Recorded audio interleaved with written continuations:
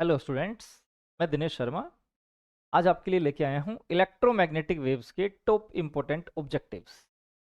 जैसा कि हमें पता है, ये जो चैप्टर होता है इससे बड़े क्वेश्चन कभी किसी एग्जाम में नहीं आते। बहुत ज़्यादा लेंदी ये चैप्टर भी नहीं है, बट इसके अंदर ऑब्जेक्टिव्स बड़े बड़े चैप्टरों से ज़्यादा बनते हैं, प्लस कंफ्यूजिंग होते हैं। बिकॉज इतनी सारी वेव्स का अलग अलग वेवलेंथ, बोले तो तरंग दैर्ध्य, आवृत्ति, फ्रिक्वेंसी, यूजेज, प्रॉपर्टीज कैसे बनती हैं, ये सब कुछ याद करना मोस्टली पजल्ड सा काम होता है। तो इन सब के लिए अपन मोस्ट इंपोर्टेंट जो क्वेश्चंस बनते हैं यहां से उनको स्टार्ट करते हैं। देखिए क्वेश्चन नंबर 1। ऐसा कोई कंपटीशन नहीं है जिसके अंदर इलेक्ट्रोमैग्नेटिक वेव्स नहीं आती होगी। बेसिकली जो इंपॉर्टेंट कंपटीशन थे वो मैंने यहाँ लिख भी दिए, जैसा कि board exam, air force, navy, NEET, KVS. Basically सबके अंदर एक या दो क्वेश्चंस इलेक्ट्रोमैग्नेटिक वेव से जरूर आ रहे हैं। देखिए तो अपन स्टार्ट करते हैं क्वेश्चन नंबर फर्स्ट। पहला क्वेश्चन कहता है displacement current was introduced to modify which law. विस्थापन धारा किस नियम को संशोधित करने के लिए प्रस्तुत की गई। सबसे पहली बात ये कि विस्थापन धारा के लिए जो लो थे उनके अंदर आई डी कहाँ आया था, एक ही लो था जिसे पहले एम्पियर का लो बोला गया था। B vector dot dl vector is equal to mu naught sigma I. उसके बाद एम्पियर के साथ एक साइंटिस्ट ने और कोलैब किया और इस लो को कुछ इस तरह से मॉडिफाई कर दिया कि ये जो सिग्मा आई होता है, बोले तो टोटल करंट, ये दो हिस्सों में टूटा, I C plus I D. Conducting current जो बेसिकली बैटरी की वजह से फ्लो होता है, चालन धारा जिसको बोलते हैं। एंड एक और आ गया डिस्प्लेसमेंट करंट, विस्थापन धारा। तो इस तरह से अपन ये कह सकते हैं कि एम्पियर का जो लो था उसको मॉडिफाई किया गया था। और एम्पियर्स लो की बात करें तो फैराडे, गाउस, एम्पियर और कुलाम, सिंपल से बात, एम्पियर्स। और आगे बढ़ते हैं। वैसे स्टार्टिंग के जो 10 क्वेश्चंस हैं वो पूरे के पूरे और विस्थापन धारा पे ऊपर ही हैं।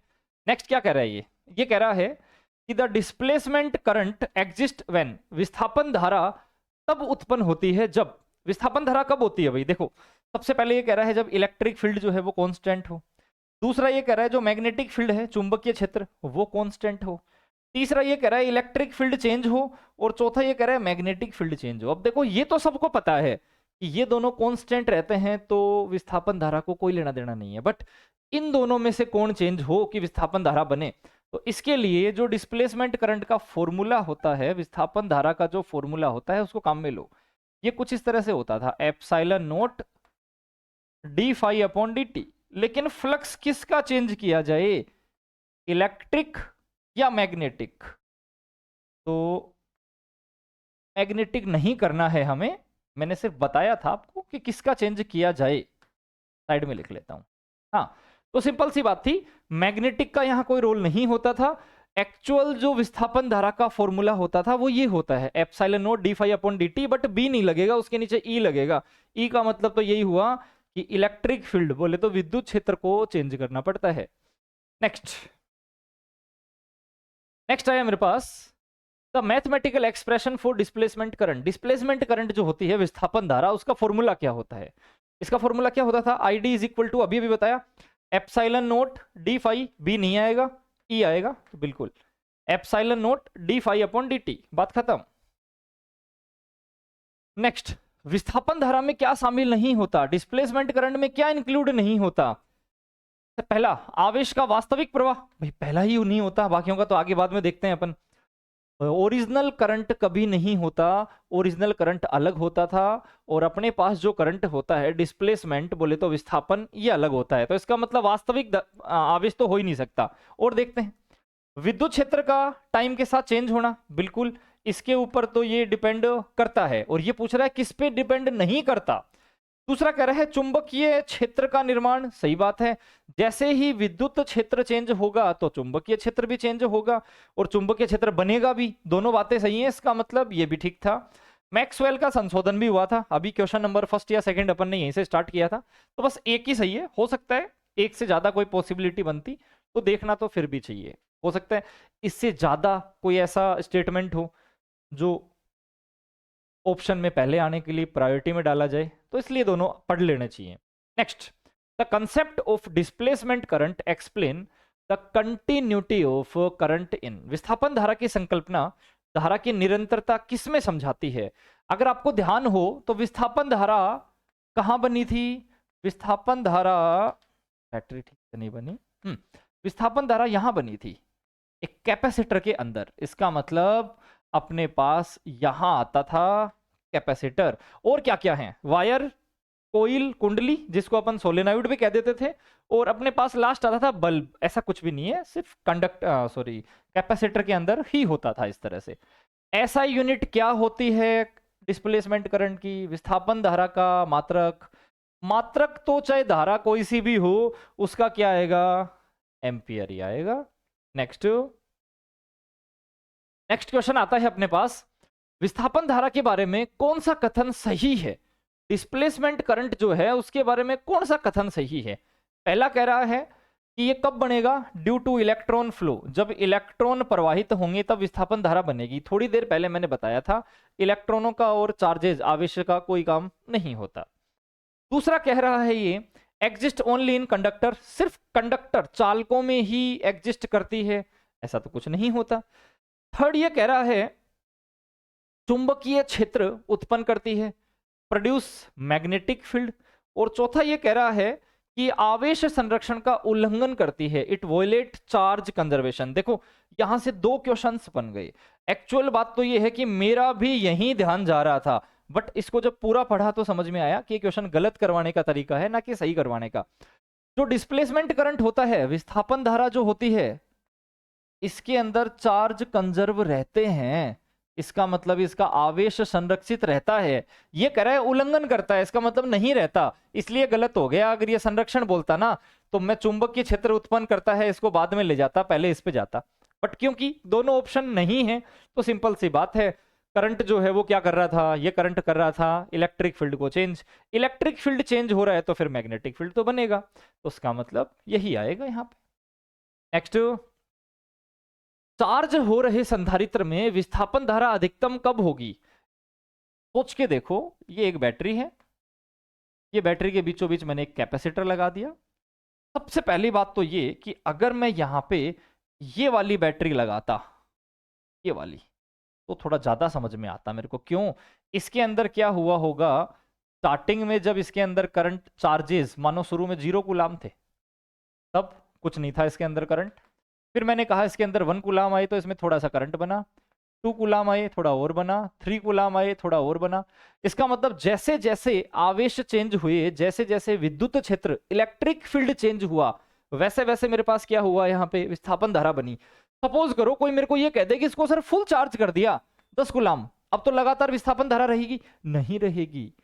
इलेक्ट्रिक फील्ड विद्युत क्षेत्र चेंज होगा तो ही ये बनेगी, अगर चेंज होना बंद तो ये भी बंद, चाहे चार्ज फुल पड़ा हो। तो उसका मतलब पहला ये कह रहा है जब कैपेसिटर फुल चार्ज हो, ओके। दूसरा ये कह रहा है जब कैपेसिटर चार्ज ही ना हो, डिस हो। तीसरा ये कह रहा है rate of change of electric field is maximum, विद्युत धारा जो चेंज हो रही थी, विद्युत क्षेत्र जो चेंज हो रहा था वो मैक्सिमम हो। और चौथा कह रहा है विद्युत क्षेत्र 0 हो। देखो विद्युत क्षेत्र नहीं होगा तो करंट ही नहीं बनेगा।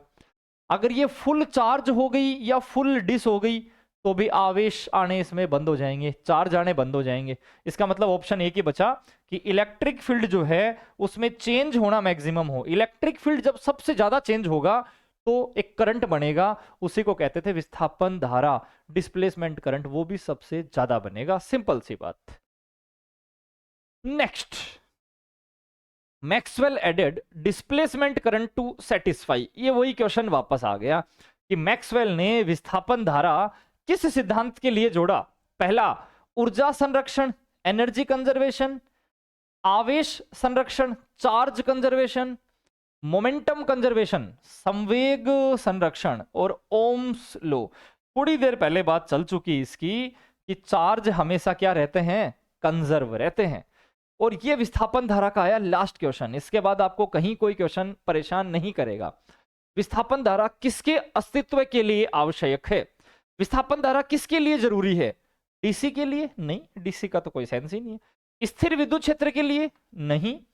विद्युत चुंबकीय तरंगों के लिए सही बात है, विस्थापन धारा अपन ने पढ़ी कहां है, विद्युत चुंबकीय तरंगों के लिए ही पढ़ी है, विद्युत चुंबकीय तरंगों के चैप्टर में, इलेक्ट्रोमैग्नेटिक वेव के चैप्टर में पढ़ी है। और आप ऐसे भी समझ सकते हो कि विस्थापन धारा कब बनती है, विस्थापन धारा तब बनती है जब इलेक्ट्रिक फील्ड चेंज हो, और इलेक्ट्रिक फील्ड चेंज होगा तो मैग्नेटिक फील्ड भी चेंज होगा, और दोनों चेंज होंगे तो बनेगा अपने पास एक करंट, और उसी को क्या कहते थे हम, विस्थापन धारा।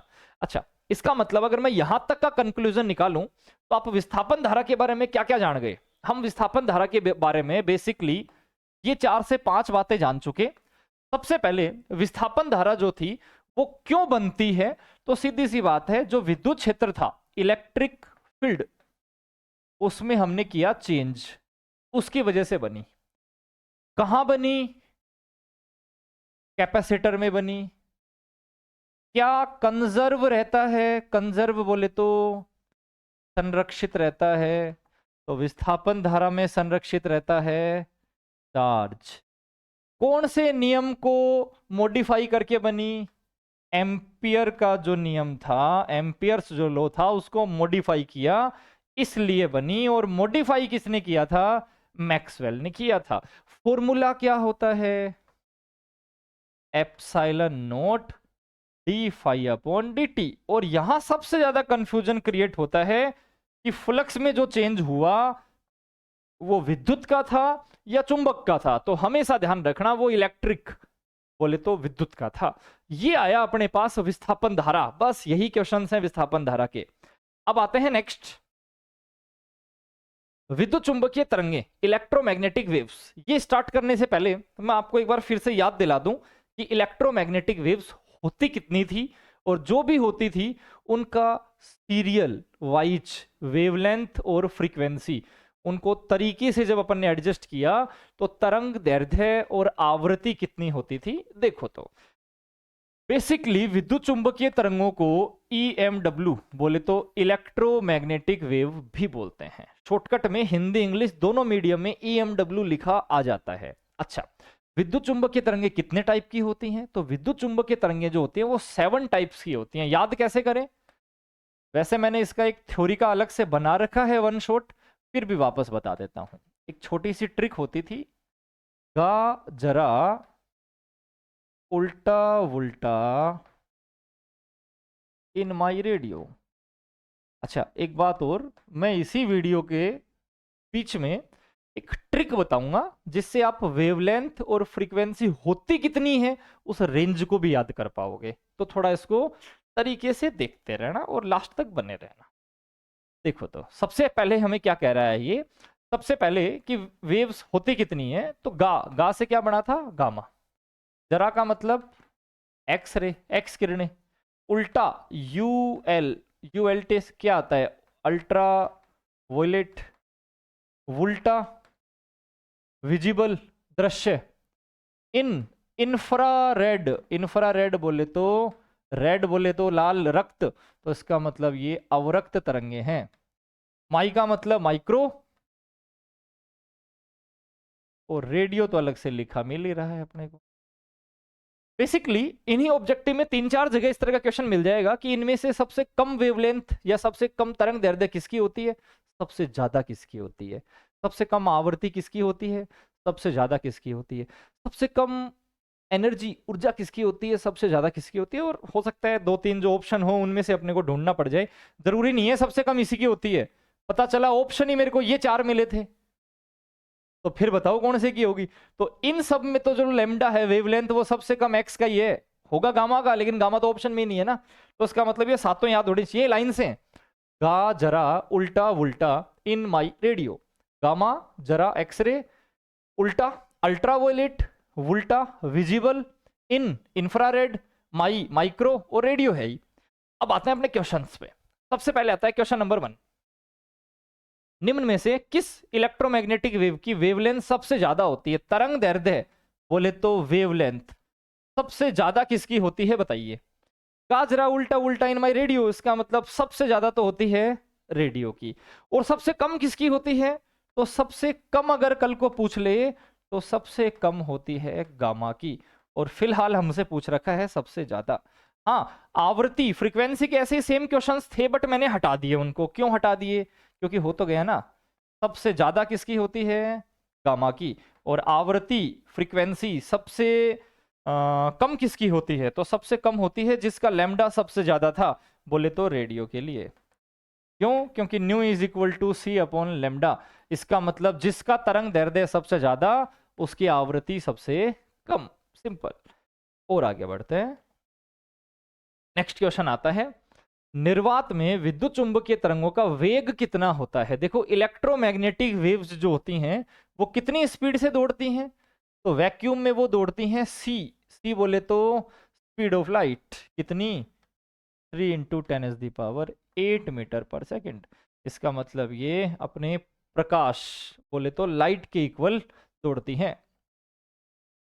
नेक्स्ट, उष्मीय प्रभाव के लिए मुख्य रूप से कौन सी विद्युत चुंबकीय तरंग उत्तरदायी है।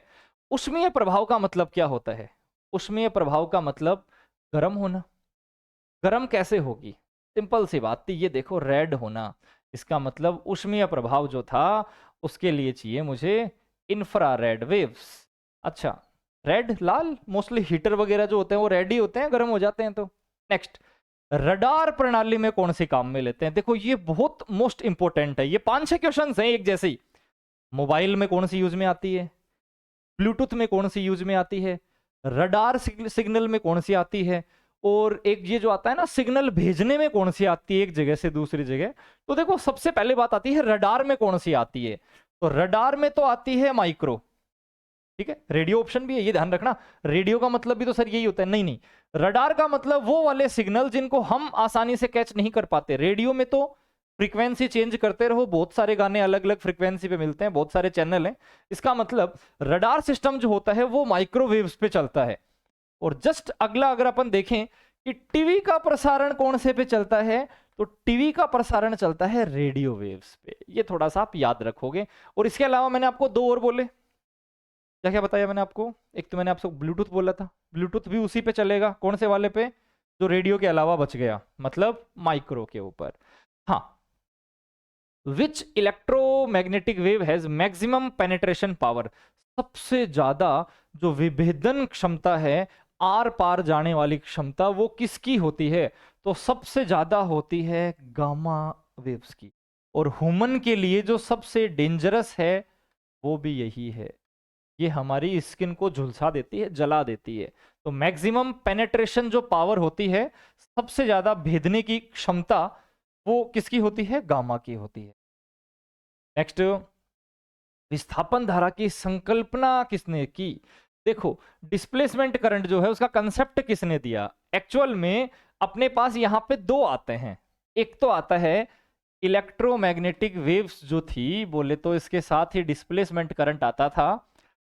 इसके बारे में थ्योरी किसने पढ़ी, तो इसकी जो थ्योरी थी वो पढ़ी थी मैक्सवेल ने। इसका मतलब मैं ये कह सकता हूं कि जो ईएमडब्ल्यू है, बोले तो विद्युत चुंबकीय तरंगे, इनकी खोज किसने की, बट थ्योरेटिकल। थ्योरेटिकल बोले तो सैद्धांतिक, तो सैद्धांतिक जो खोज थी वो की थी मैक्सवेल ने।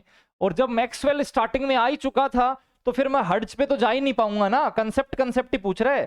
तो कंसेप्ट तो दिया मैक्सवेल ने, लेकिन इसके जस्ट बाद में आया कि इसका प्रायोगिक अध्ययन, बोले तो बोले तो इसका प्रैक्टिकली सबसे पहले किसने डिस्कवर किया। प्रैक्टिकली जो सबसे पहले डिस्कवर किया था वो किया था हर्ट्ज ने। तो आपको दोनों बातें पता होना चाहिए। अगर वो ये कह देता है कि सैद्धांतिक या थ्योरेटिकल, तो बिल्कुल बिना सोचे समझे मैक्सवेल पे जाना है, क्योंकि एम्पियर के नियम को मॉडिफाई मैक्सवेल नहीं किया था। बट अगर वो साथ में ये कह दे कि प्रैक्टिकली डिस्कवर किसने किया था, प्रायोगिक रूप से किसने देखा था सबसे पहले, तो फिर अपने पास आ जाएगा हर्ट्ज।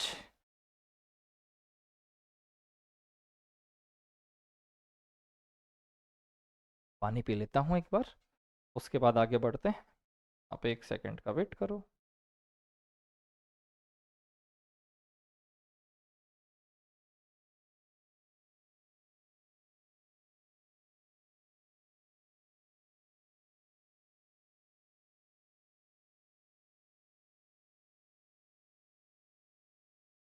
हाँ, आगे बढ़ते हैं।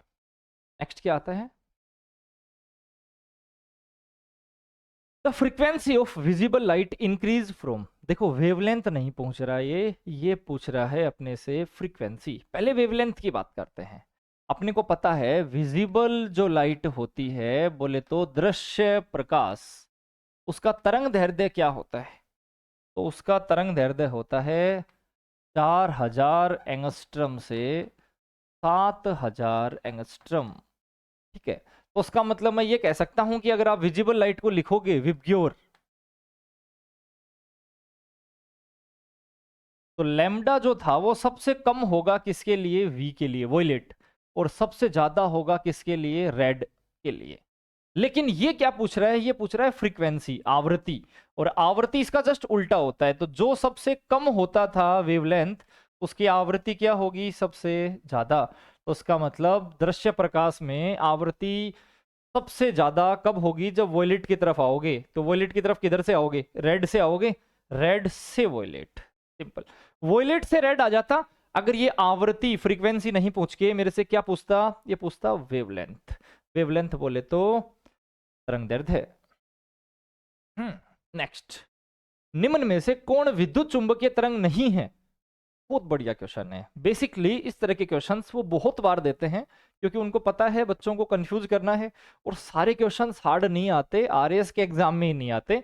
तो कई बार जब इजी क्वेश्चंस बनाने होते हैं तो वो इस तरह के बनाते हैं कि इजी भी रहे और साथ में कंफ्यूजिंग भी रहे। तो देखो, क्योंकि अपने को याद है अपन ने कुछ एक ट्रिक याद की थी, गा, गा का मतलब गामा, जरा, जरा भी आ गया, इन माई रेडियो, रेडियो भी आ गया। साउंड वेव कहीं नहीं थी अपने इलेक्ट्रोमैग्नेटिक वेव में, तो सिंपल सी बात है साउंड वेव जो है इसको इलेक्ट्रोमैग्नेटिक वेव नहीं बोल सकते। नाभिकीय अभिक्रियाओं से कौन सी विद्युत चुंबकीय तरंगें उत्पन्न होती हैं? न्यूक्लियस के अंदर कौन से वेव्स होते हैं? और पीछे चलो, न्यूक्लियस के अंदर कौन से फेनोमेना, कौन से घटनाएं देखी? अल्फा, बीटा और गामा क्षय, alpha, beta and gamma decay. इसका मतलब उसमें 3 किरणें होती हैं, अल्फा, बीटा, गामा, और बिकॉज यहां गामा लिखा पड़ा है तो बाकियों को चेक करने की जरूरत ही नहीं है। हाँ, वैसे अगर आपको बता दूं कि एक्स रेज को अगर आप स्लो कर दो तो यहां से भी इलेक्ट्रॉन बनने स्टार्ट हो जाते हैं, और इलेक्ट्रॉन का मतलब क्या होता है? बीटा। लेकिन स्लो नहीं है फिलहाल, ये फिलहाल तो बेसिक बात हो रही है। तो फिर नाभिक न्यूक्लियस में कौन होता है? न्यूक्लियस में तो गामा वेव ही होती हैं। और आगे बढ़े, निम्न में से किस तरंग की आवृत्ति सबसे अधिक होती है? देखो, जिसकी वेवलेंथ सबसे कम उसकी आवृत्ति फ्रीक्वेंसी सबसे ज्यादा, और अपन ने स्टार्ट किया था गा से, गामा, इसका वेवलेंथ था सबसे कम, तो फिर इसकी फ्रीक्वेंसी सबसे ज्यादा। नेक्स्ट, विद्युत चुंबकीय तरंगों की आवृत्ति की इकाई क्या है? देखो, जो फ्रीक्वेंसी होती है, आवृत्ति, उसका यूनिट पूछा है इसने, मात्रक। और आवृत्ति को बेसिकली हम किस में मापते हैं? हर्ट्ज में। हर्ट्ज ना हो तो 11th क्लास का फॉर्मूला याद करो, आवृत्ति बराबर 1 बटा आवर्तकाल, frequency is equal to 1 upon time period. इसका मतलब 1 अपॉन सेकेंड भी इसका यूनिट होता है। लेकिन फिलहाल तो हर्ट्ज मिल रहा है तो फिर दिक्कत ही नहीं है। और आगे बढ़े, माइक्रोवेव ओवन में कौन सी वेव यूज में लेते हैं? नाम से ही समझ में आ रहा है, माइक्रोवेव्स, सिंपल। विद्युत चुंबकीय तरंगों की ऊर्जा किस पे निर्भर करती है? ऊर्जा का फॉर्मूला याद है क्या? E is equal to h nu, nu बोले तो फ्रीक्वेंसी, फ्रीक्वेंसी बोले तो आवृत्ति। इसका मतलब ये आवृत्ति पे निर्भर करती है, फ्रीक्वेंसी पे डिपेंड करती है। नाइट विजन उपकरणों में कौन सी विद्युत चुंबकीय तरंगें उपयोग होती हैं? नाइट विजन क्या देखे हैं भाई? मैंने तो नाइट विजन कैमरे देखे हैं, बाकी सारी चीजें देखने के लिए फौजी बनना पड़ता है, बॉर्डर पे जाना पड़ता है। वहां नाइट विजन आपको चश्मे भी मिलेंगे, वहां नाइट विजन आपको रडार भी मिलेगा, और वहां नाइट विजन हो सकता है आपको कोई और भी इंस्ट्रूमेंट मिलता होगा। ये बात बाहर थोड़ी बताई जाती है किसी को। हाँ, लेकिन नाइट विजन कैमरे तो हम अपने घरों के अंदर, या हमने नहीं तो हमारे पड़ोसियों ने हमारी वजह से लगा रखे होंगे। उसका मतलब नाइट विजन उपकरण जो होते हैं उनके अंदर वेव्स कौन सी आती हैं? तो रात को जब आप उन कैमरों को देखोगे तो रेड कलर उनके अंदर से चलता हुआ दिखता है, और रेड कलर का मतलब इंफ्रारेड। खत्म। नेक्स्ट, विद्युत चुंबकीय तरंगे, विद्युत क्षेत्र और चुंबकीय क्षेत्र का अनुपात किसके बराबर होता है? देखो सबसे पहले अपने को ये देख लेना है कि पहले कौन सा दिया है और बाद में कौन सा दिया है। जरूरी नहीं है हमेशा सी के इक्वल हो, ये हो सकता है 1/c के इक्वल हो। ये क्वेश्चन मैंने बच्चों से गलत होते हुए बहुत बार देखा है, क्योंकि अभी अपने को इजी दे रखा था बट फिर भी समझते हैं। देखो ये क्या कह रहा है, the ratio of electric field, इसका मतलब ऊपर आएगा विद्युत क्षेत्र, और दूसरे नंबर पे कह रहा है टू मैग्नेटिक फील्ड और चुंबकीय क्षेत्र, इन दोनों का रेशियो किसके इक्वल होता है। तो मैंने आपको बताया था अगर गलती हो तो इसको कुछ इस तरह से याद किया करो, A B C D E. आपको क्या क्या चाहिए इसके अंदर से, बेसिकली ए का कोई मतलब नहीं है, ए को गायब कर दो, बी भी चाहिए, ई भी चाहिए और सी भी चाहिए, डी का भी कोई मतलब नहीं होता यहाँ। इसका मतलब बी और सी का मल्टीप्लाई करो, ई बन जाता है। अब हमें क्या कह रहा है, हमें कह रहा है ई के अपॉन में ले जाओ बी को, अगर मैं ई के अपॉन में ले जाऊं बी को तो ये बनेगा सी। इसका मतलब स्पीड ऑफ लाइट के इक्वल होता है, बट हमेशा याद रखना कभी वो आपको बी के अपॉन में ई भी लगवा सकता है, तो फिर ये 1/c बन जाएगा, इतना भी याद होना चाहिए आपको। नेक्स्ट आया विद्युत चुंबकीय तरंगों में विद्युत और चुंबकीय क्षेत्र होते हैं। The electric and magnetic field in electromagnetic waves. Electromagnetic wave का डायग्राम याद है, कुछ इस तरह का होता था। ये थी विद्युत, ये थी चुंबकीय, बोले तो मैग्नेटिक, ये इलेक्ट्रिक थी। अच्छा अगर मैं इसको रिप्रेजेंट करूं ई से, इसको रिप्रेजेंट करूं बी से, तो पहली बात तो ये कि ये तो दिखाता है वाई एक्सिस को, और ये जो इधर आएगा ना ये दिखाएगा जेड एक्सिस को, और अगर वो वाई एक्सिस है ये जेड एक्सिस है तो दोनों एक दूसरे के क्या हैं, परपेंडिकुलर, बोले तो लंबवत। अच्छा जो तरंग संचरण की दिशा होगी, डायरेक्शन ऑफ प्रोपेगेशन, उसके साथ कैसा बिहेव करेंगे, तो ये उसके भी 90 डिग्री होते हैं। इसका मतलब ये तीनों ही 90 डिग्री होते हैं, बात हुई खत्म। पहला कह रहा है पैरेलल टू ईच अदर, एक दूसरे के पैरेलल, समांतर हो ही नहीं सकता, एक दूसरे के परपेंडिकुलर, एक दूसरे के लंबवत, और डायरेक्शन ऑफ प्रोपेगेशन के भी क्या होंगे, परपेंडिकुलर। एक तो ये ठीक है,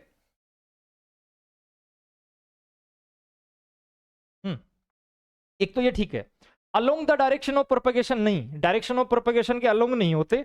हाँ डायरेक्शन ऑफ प्रोपेगेशन के अलोंग का भी एक क्वेश्चन बनता है, बी क्रॉस ई जो है वो डायरेक्शन के साथ साथ चलता है या ई क्रॉस बी इसके साथ साथ चलता है। तो देखो ऐसा कुछ आपने 11th में फिजिक्स में ही पढ़ा है, मैथ की तो मैं बात नहीं करूंगा क्योंकि बायोलॉजी के बच्चे भी वीडियो को देखते हैं।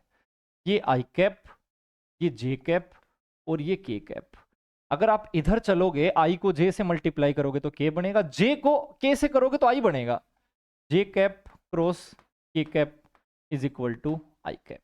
इसका मतलब कोई ये कह सकता है कि इन दोनों का मल्टीप्लाई करते ही जो आएगा वही आई कैप है। और यहां अगर मैं देखूं तो जे पे कौन है, जे पे है ई, और के पे कौन है, बी, तो E cross B is equal to direction, तो ई क्रॉस बी जो होता है वही है डायरेक्शन। तो मैंने आपको दो क्वेश्चन बता दिए कि ई और बी दोनों कैसा बिहेव करते हैं, दोनों एक दूसरे से 90 डिग्री पे होते हैं। जो दिशा होती है, जिस दिशा में ये चलेंगे, जिस डायरेक्शन में ये जाएंगे, उस डायरेक्शन के भी ये 90 डिग्री पे होते हैं, दोनों अलग अलग। लेकिन अगर दोनों का मल्टीप्लाई कर दूं तो फिर जो आंसर आएगा ना वो उस डायरेक्शन के साथ साथ चलेगा।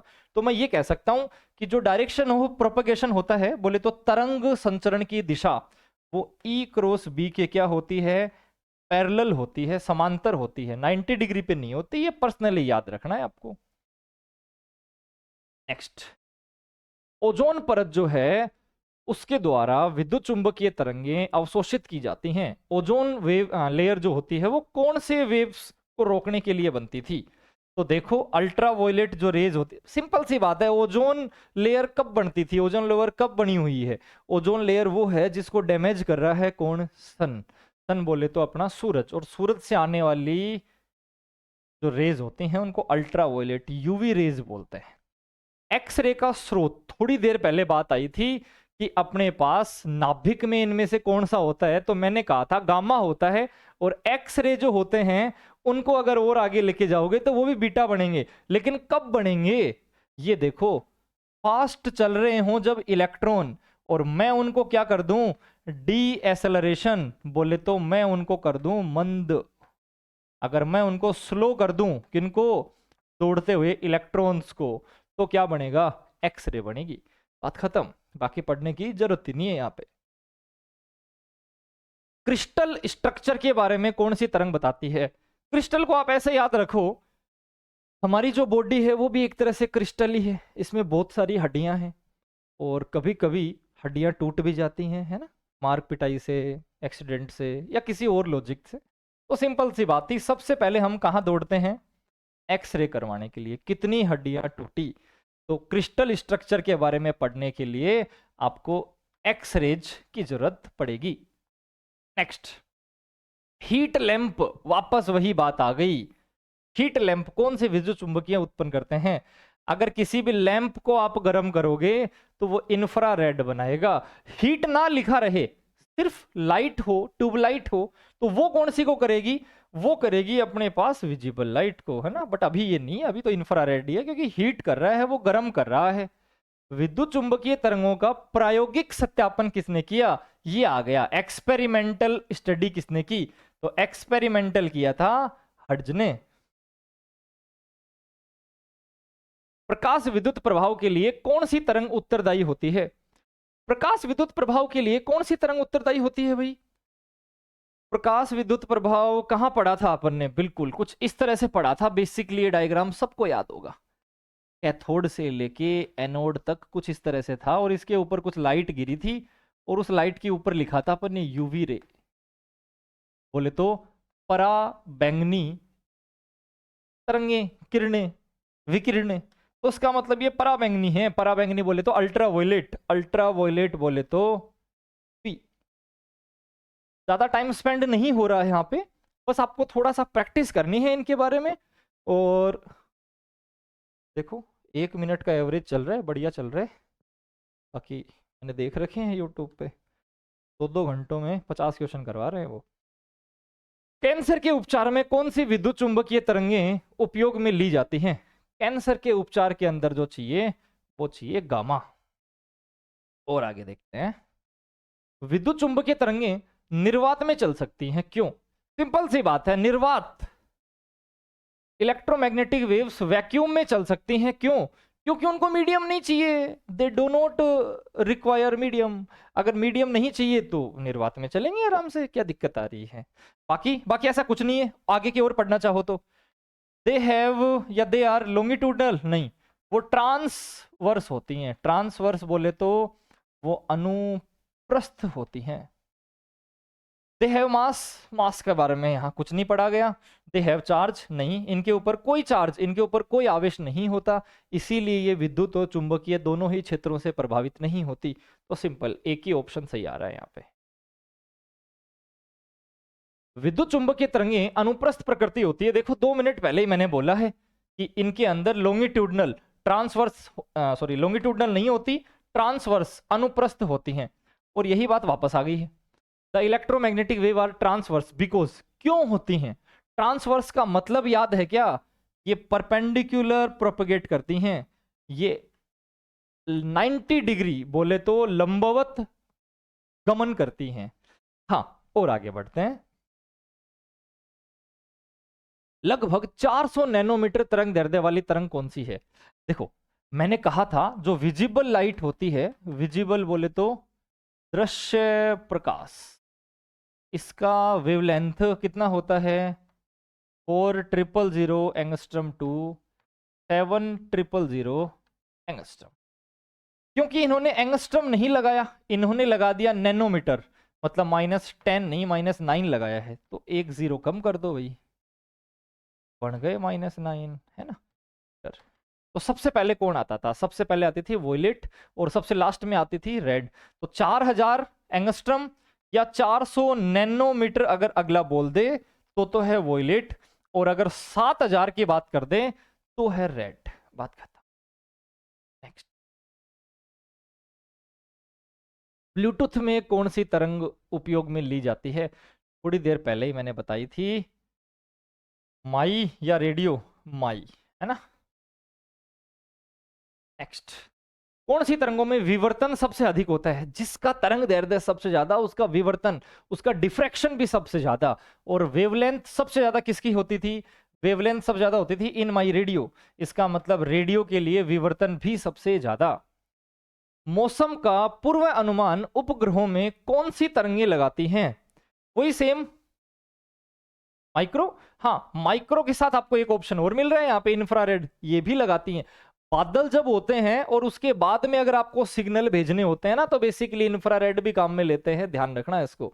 तो इसका मतलब माइक्रो के साथ इंफ्रारेड आएगा मौसम विभाग के लिए। मौसम का मतलब यही है, बादल बादल भी होंगे तभी पता चलेगा बारिश कब होगी। जीवों के लिए सबसे हानिकारक कौन सी है? अगर आप पीछे की वीडियो पे ध्यान दिए हो तो मैं बता चुका, हमारी स्किन वगैरह को जला देती है। कौन सी वेव? गामा। इसका मतलब सबसे हानिकारक भी यही।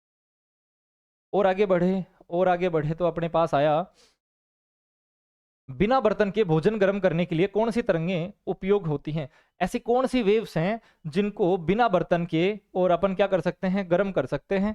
बिना बर्तन के बोले तो जैसे कई बार अपन ये कह देते हैं कि इंडक्शन जो चूल्हे वगैरह आते हैं उनके ऊपर अगर आप हाथ रख देते हो तो नहीं जलता है, प्लेट रख दो तुरंत गर्म हो जाती है। वो क्यों होती है? क्योंकि उनके अंदर वेव्स होती हैं। कौन सी वाली? माइक्रोवेव। नेक्स्ट आता है अपने पास, which electromagnetic waves are reflected by ionosphere? आयन मंडल द्वारा कौन सी तरंगें परावर्तित की जाती हैं? तो आयन मंडल हमेशा जिनको रिफ्लेक्ट करेगा वो होती हैं रेडियो वेव्स। और नेक्स्ट जो होता है, लेजर तकनीक में कौन सी तरंगें उपयोग में ली जाती हैं? Which electromagnetic waves are used in laser? Laser का मतलब क्या होता था? अपने घरों में मेलों में जो लेके आते हैं अपन, वो लेजर लाइट किस कलर की होती है? बेसिकली वो रेड कलर की होती है, लाल कलर की।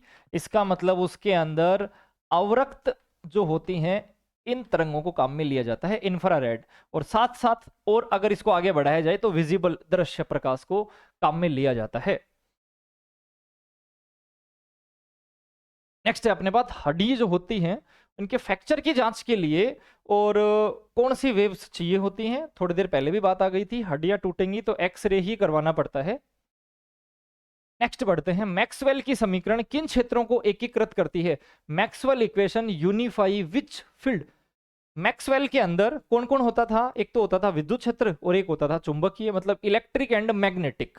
इलेक्ट्रिक एंड मैग्नेटिक, ग्रेविटेशन का कोई सवाल ही नहीं है, ग्रेविटेशन का कोई सवाल ही नहीं है, न्यूक्लियस का कोई सवाल ही नहीं है। सिंपल सी बात है, विद्युत और चुंबक को इकट्ठा करती है। विद्युत के लिए गाउस का नियम विद्युत फ्लक्स को किससे जोड़ता है? अगर विद्युत के लिए अपन गाउस का नियम देखते हैं तो ये विद्युत फ्लक्स को, क्या ऑप्शन दे रहा है? चुंबकीय आवेश, घिरा हुआ विद्युत आवेश, चुंबकीय क्षेत्र और धारा। देखो, सबसे पहली बात यह है कि अपने पास गाउस का नियम है और गाउस का नियम है विद्युत के लिए। क्या होता था याद है क्या? कुछ इस तरह से होता था, E vector dot d A vector is equal to sigma q upon epsilon naught. तो उसका मतलब ये जोड़ेगा अपने को किससे? आवेश से। सिंपल। हम्म। और आगे बढ़े, और आगे बढ़े तो चुंबक के लिए गाउस का नियम किसको बताता है? देखो, गाउस का नियम क्या होता था चुंबक के लिए? चुंबक के लिए होता था B vector dot d A vector is equal to 0। इसका मतलब ये किसकी वैल्यू होती थी? फ्लक्स की तो होती थी। तो सिंपल सी बात है, ये किसको बताता है? ये बताता है कि इसका जो फ्लक्स है वो कितना है? 0 है। Magnetic field line, magnetic dipole, ये रहा, इसका फ्लक्स 0। सिंपल सी बात। नेक्स्ट, हाँ, फैराडे का नियम बदलते चुंबकीय क्षेत्र को किससे जोड़ता है?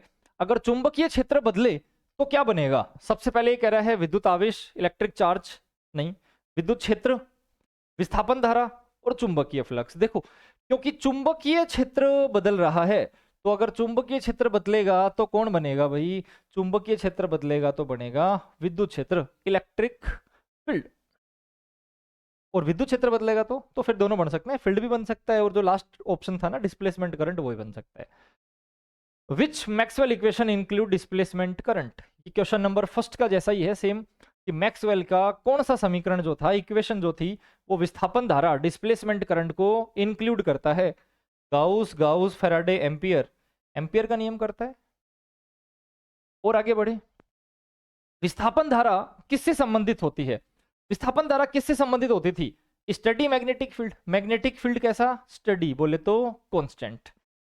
फ्लो ऑफ इलेक्ट्रॉन्स, इलेक्ट्रॉनों का प्रवाह, वहां तो इलेक्ट्रॉन नहीं होते थे। समय के साथ विद्युत क्षेत्र का बदलना, इलेक्ट्रिक फील्ड का वेरी करना, बिल्कुल एक तो ये सही है। और स्टैटिक इलेक्ट्रिक फील्ड नहीं, स्टैटिक तो नहीं हो सकता। एकल ध्रुव के अभाव को कौन सा समीकरण समझाता है? Which Maxwell equation explain absence of magnetic monopole. Gauss का जो सेकंड लॉ होता था विद्युत के लिए तो नहीं हो सकता।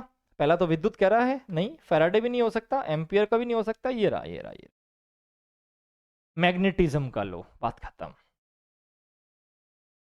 ए time varying electric field produce, समय के साथ जो विद्युत क्षेत्र बदलता है वो क्या बनाता है? ये तो अभी थोड़ी देर पहले पढ़ा था अपन ने कि समय के साथ अगर विद्युत क्षेत्र है वो किसको बनाएगा? विद्युत आवेश को नहीं, विद्युत विभव को नहीं, गुरुत्वीय क्षेत्र को नहीं, चुंबकीय क्षेत्र को बिल्कुल। अगर इलेक्ट्रिक फील्ड को चेंज करोगे तो क्या बनेगा? मैग्नेटिक फील्ड बनेगा। मैक्सवेल समीकरणों का प्रत्यक्ष परिणाम क्या है? Which is a direct consequence of Maxwell equation. प्रकाश विद्युत प्रभाव, एग्जिस्टेंस ऑफ इलेक्ट्रोमैग्नेटिक वेव, विद्युत चुंबकीय तरंगे, ओम का नियम, न्यूटन का नियम। देखो सिंपल सी बात थी, मैक्सवेल के जो समीकरण थे वो कहाँ मिले थे अपने को? विद्युत चुंबकीय प्रभाव, इलेक्ट्रोमैग्नेटिक वेव्स में मिले थे। तो सिंपल सी बात है, फिर यही बताएगा इनके बारे में। मैक्सवेल के अनुसार इलेक्ट्रोमैग्नेटिक वेव किस वेग से चलती हैं? इलेक्ट्रोमैग्नेटिक वेव्स की स्पीड कितनी होती है? तो इनकी स्पीड स्पीड ऑफ लाइट के इक्वल होती थी। स्पीड ऑफ लाइट बोले तो सी, बात खत्म।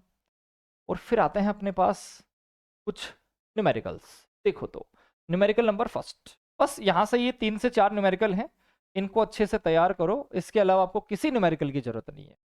एक आवेशित कण है, बोले तो चार्ज पार्टिकल, और वो अपनी साम्य अवस्था से, साम्य अवस्था का मतलब क्या होता है ध्यान है? साम्य अवस्था का मतलब ये इक्विलिब्रियम पोजीशन, इससे दोनों तरफ 100 मेगाहर्ट्ज फ्रीक्वेंसी से ऑसिलेट करता है। इसका मतलब दोनों साइड जो दोलन करता है, ऑसिलेट करता है, उसकी फ्रीक्वेंसी है 100। तो बताओ जो इलेक्ट्रोमैग्नेटिक वेव बनेगी, जो विद्युत चुंबकीय तरंगे बनेगी, उनकी फ्रीक्वेंसी कितनी होगी? बिल्कुल सेम होगी। अगर ये 100 से दौड़ रहा है तो जो फ्रीक्वेंसी बनेगी वो भी 100 ही होने वाली है। नेक्स्ट नेक्स्ट है चुंबकीय जो क्षेत्र है उसका आयाम, एम्पलीट्यूड ऑफ मैग्नेटिक फील्ड कितना है? मैग्नेटिक फील्ड का आयाम है 50 इंटू 10⁻⁻8 टेस्ला। सॉल्यूशन है यहां से। विद्युत क्षेत्र का आयाम बताइए, मतलब एम्पलीट्यूड ऑफ मैग्नेटिक फील्ड बताइए। अब मैग्नेटिक फील्ड का आयाम अगर आपको चाहिए, इसका मतलब आपको चाहिए ई नोट। और मैंने आपको ई और बी के बीच में एक रिलेशन बताया था। क्या बताया था? ए हटा दो, बी सी डी ई, इसका मतलब ये आ गया अपने पास बी सी और ई। हमें ई चाहिए, बड़े आसानी से निकल गया ये तो। बी कितना दिया था मेरे को? वो रहा 50 इंटू 10⁻⁻8।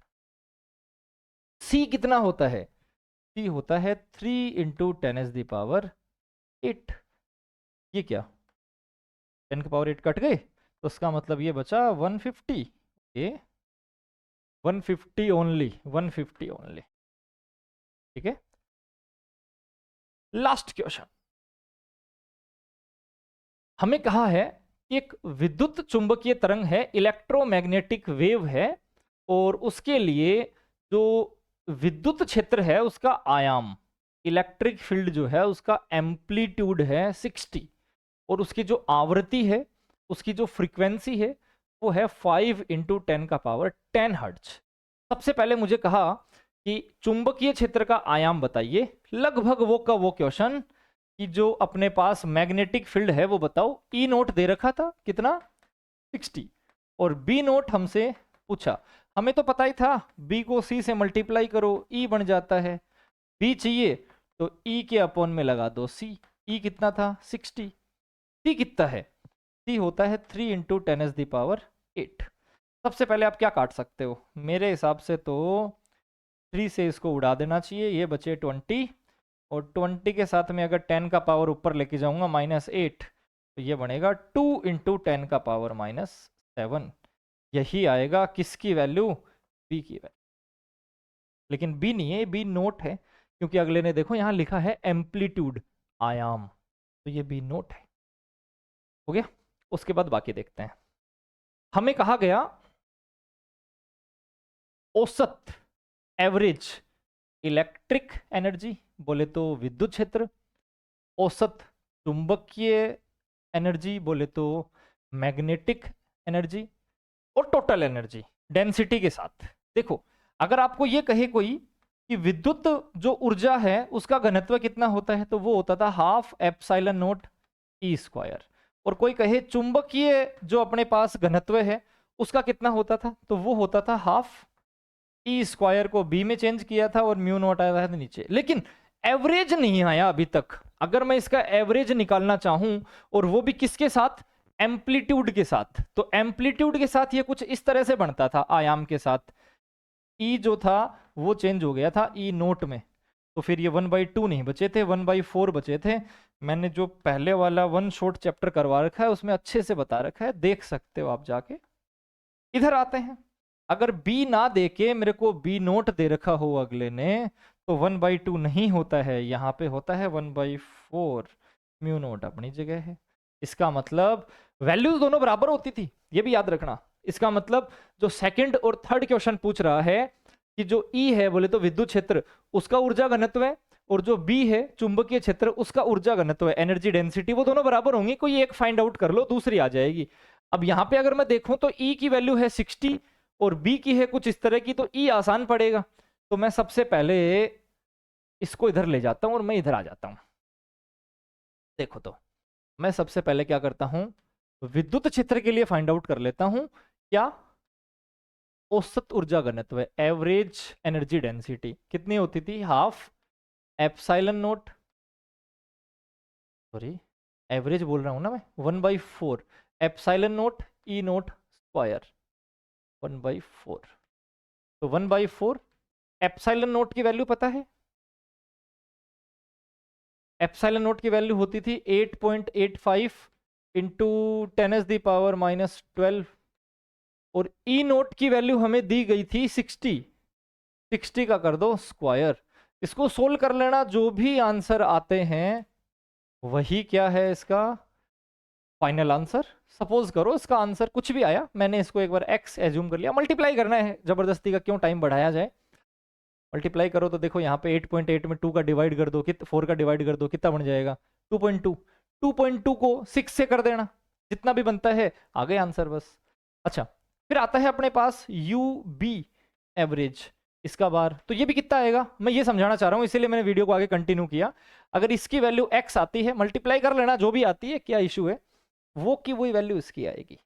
और लास्ट में ये कह रहा है कुल औसत ऊर्जा घनत्व, एवरेज टोटल एनर्जी डेंसिटी, तो जो टोटल आएगी ना वो कितनी आ जाएगी, वो डबल आ जाएगी, बोले तो 2x। तो सबसे पहले इसको सोल्व करो, जो विद्युत का आएगा वही चुंबक का आएगा, मतलब जो इलेक्ट्रिक का था वही मैग्नेटिक का है, और टोटल बोले तो फिर ये दोनों ऐड हो जाएंगे, डबल हो जाएगा, सिंपल। आज का वीडियो जो था वो इतना ही है। उम्मीद करता हूँ सभी को समझ में आया होगा, क्योंकि थोड़ा सा टाइम जो होता है उसका शॉर्टेज होता है। मोस्टली काफ़ी बच्चों के कमेंट आते हैं कि लॉन्ग वीडियो ना हो, इसीलिए हम थोड़ा सा इसको फास्ट चलाते हैं। तो आप लोग इतना पढ़ने का कष्ट करना। धन्यवाद।